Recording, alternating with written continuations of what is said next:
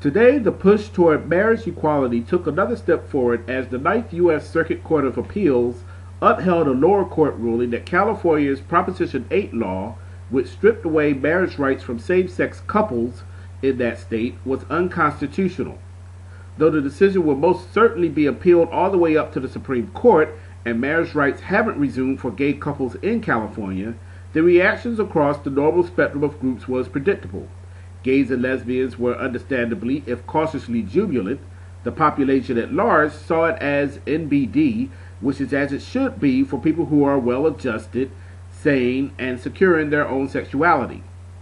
Meanwhile, the loud popping sounds heard in the distance were the heads of right-wing nut jobs spontaneously exploding as they see their God, guns, and gays agenda left behind by a country slowly coming to the realization that it is much better off without them.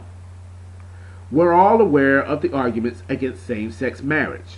Sanctity of marriage, man-on-dog sex, Adam and Eve, not Adam and Steve, blah, blah, blah, yakety-smackety. Right-wing Christians, led by folks like Rick Frothy Mix Santorum, see this as the latest salvo fired at them in the so-called war on religion that only seems to exist in the minds of mentally unstable conservatives. Now, I've done my share of Bible reading, and it seems to me that the biblical arguments used against homosexuality and same-sex marriage are rather weak, to say the least.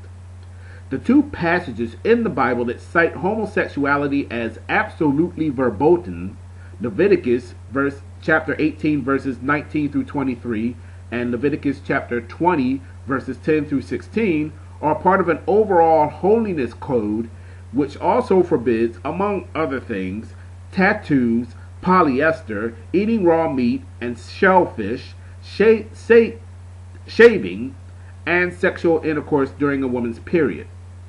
Other passages refer to homosexuality in a very general sense as part of a much larger story. In fact, of the Bible's 31,173 verses, less than a dozen mention sex between men and none mention girl-on-girl sex. So Rachel Maddow, Ellen, Wanda Sykes, you ladies are all in the clear. So what drives the right-wing bigotry toward the LGBT community? My theory is that it is probably the same thing that drives their opposition to abortion and most forms of contraception: procreation. These people believe that the sole purpose for sex is for couples to be fruitful and multiply. Any other consideration is seen as sinful even among married couples. Listen to how they talk about sex in their marriages.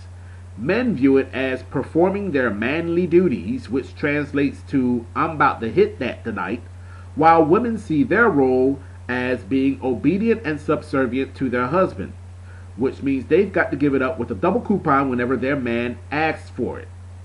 Right-wingers, particularly Christian right-wingers, see sex as a chore. They do it not for love, not for pleasure, not even because they remotely like their partner, but for one purpose and one purpose only: making babies.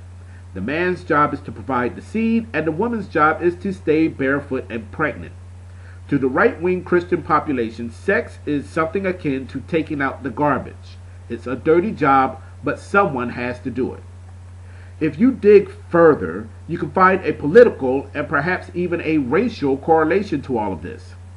Taking a look at the 2010 census, you see that the ethnic group that experienced the largest percentage of population growth between 2000 and 2010 were Asians at 43.3%. Hispanics came in a close second at 43% even, followed by Native Hawaiians at 35.4%, biracial people at 32%, other single races at 24.4%, Native Americans at 18.4%, and African Americans at 12.3%. The group experiencing the smallest growth, whites, at 5.7%. Washington Post analysis reveals that whites are now in the minority in 22 of the 100 largest urban areas in America. Furthermore, census figures suggest that America will become a minority-majority country by 2050.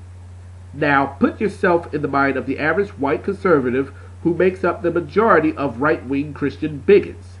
Faced with this data and now seeing that his cultural dominance in America is being slowly diminished by Hispanics, Asians, blacks, and other immigrants who are coming across our borders in droves and are breeding like horned-up tribbles. This is what ultimately explains the right-wing opposition to homosexuality in general and same-sex marriage in particular. After all, if white men start having sex with other men and white women start having sex with other women, then who's left to have all of the white babies? Times, they are a-changin'.